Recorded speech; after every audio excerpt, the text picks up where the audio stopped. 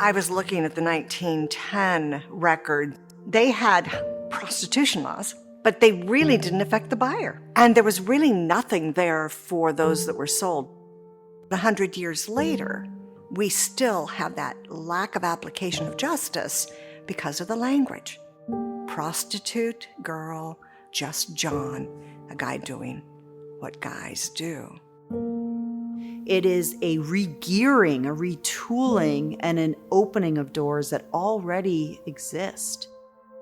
Hello, and welcome to Invading the Darkness, stories from the fight against child sex trafficking, featuring Linda Smith, the founder of Shared Hope International. Join Linda as she shares stories from her 23 years of fighting the battle of domestic minor sex trafficking. Our desire is that each episode of Invading the Darkness will help you understand the importance of fighting child sex trafficking, as well as equip you to join in that fight.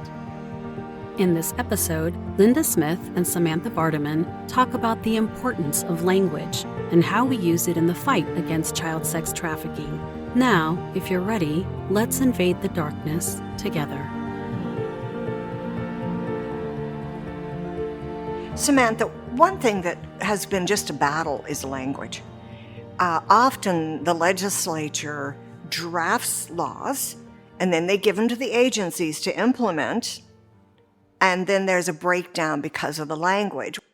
So one thing that we have been challenged by is language and terms that are labels that have been used in the space of anti-trafficking, and how that can drive responses.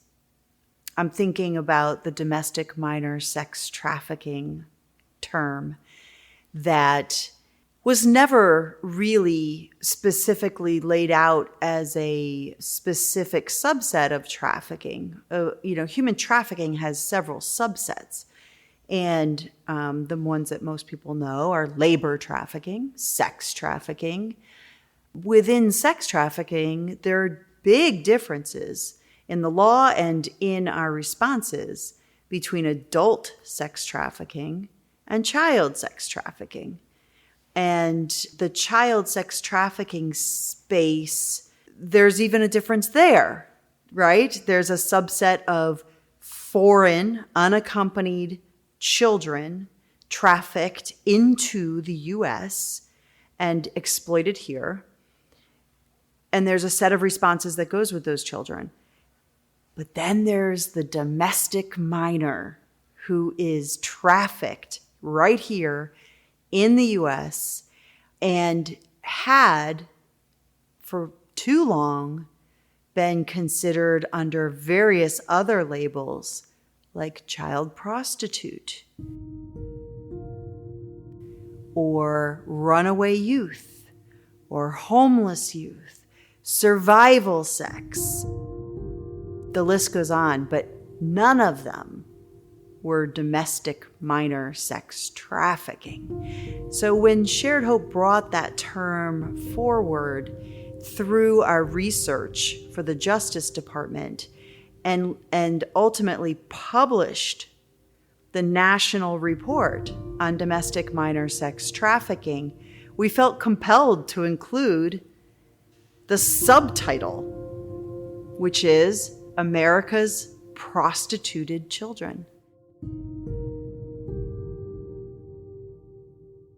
We didn't know that society was ready for this yet.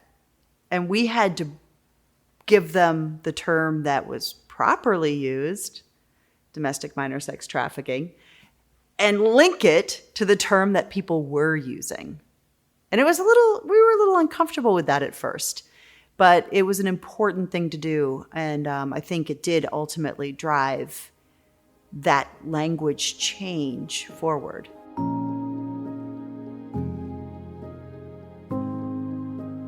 Child sex trafficking is just really a horrible word. But prostitute is worse.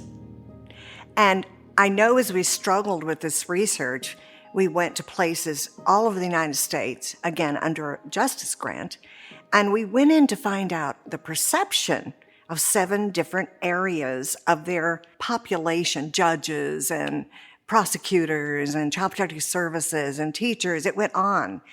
And to find out what they were doing.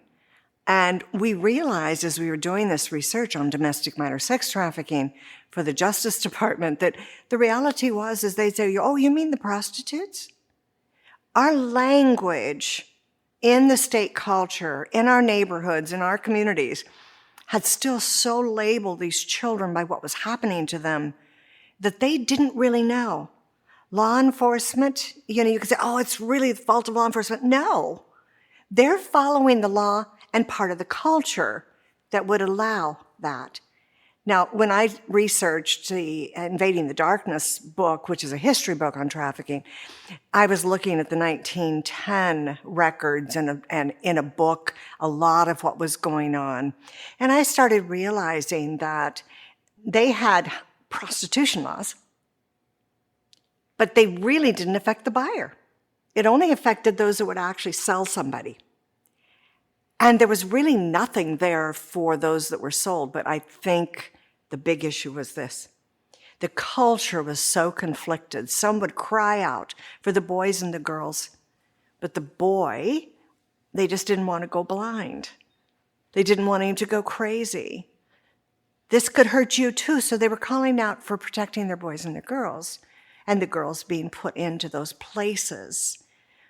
But the same culture had determinations in courts that fallen or immoral women, which were the girls put into the prostitution, could not be credible in court to even testify about their own rapes.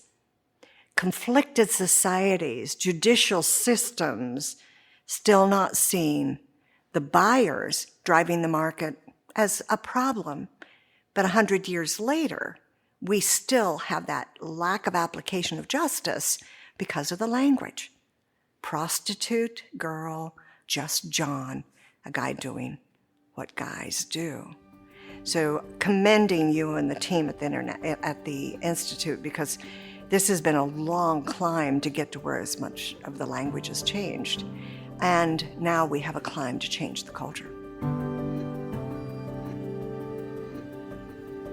The term domestic minor sex trafficking, it's not very simple. It's not very easy to say, and it got boiled down to DMST by a lot of people in the field working on this issue.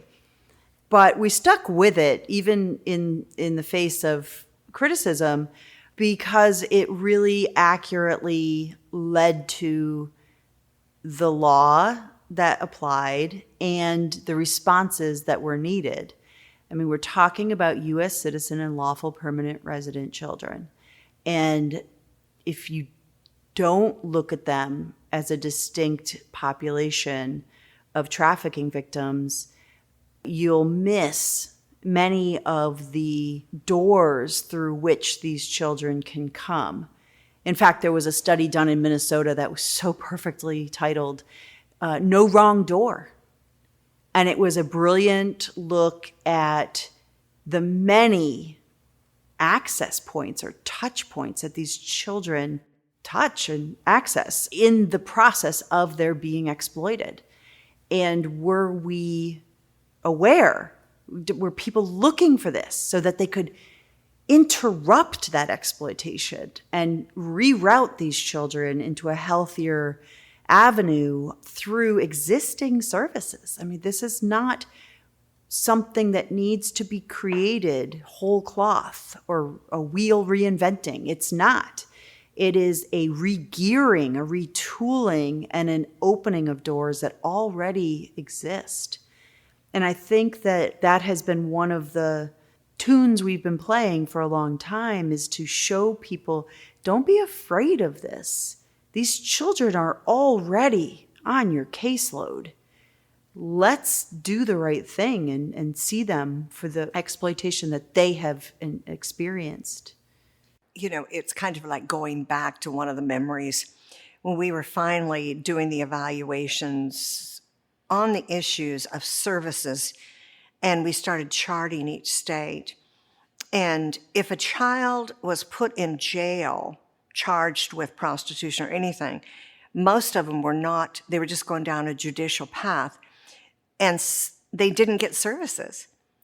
Any other raped or kidnapped or whatever child would get services, trauma services immediately. But if you put them in jail, they immediately went down a judicial path. But if you identified them as a victim of a crime, they automatically qualified for federal money, state money, services that were funded out of the federal dollars that were coming to the states. But because these kids, and sometimes state dollars, but because these kids weren't defined as a victim of a crime, the moment they were considered a perpetrator, in many states it totally disallowed them from getting victims' money. Very interesting unwinding of these problems, and it has been so good to watch states work to change this. But it is the hardest thing that I've seen the states do, lagging behind in services and really getting away with it. The legislators don't fund the programs or label the kids as victims, and therefore they don't get services. And then they come along in 19 states and say, well, we have to keep arresting them because we don't have any place to put them. And the child is like this ball being bounced back and forth. No, if they're a victim in your law, which they are in all 50 states, this child is a victim of trafficking. You make sure they get services and you keep them out of jail. If you're processed for a crime, that kid knows in their head they're a criminal. But often it's worse than that. They don't get the immediate services, and they've been victimized again by being processed into jail. Thank you for listening to Invading the Darkness, stories from the fight against child sex trafficking. If you would like to learn how you can help put an end to child sex trafficking, please visit sharedhope.org/take-action. New episodes of Invading the Darkness are released every Tuesday at 9 a.m. Pacific. If you have enjoyed this episode, please consider leaving us a 5-star rating as well as a written review. Join us in episode 2, where Linda shares the origin story of Shared Hope International and how she got started in this fight.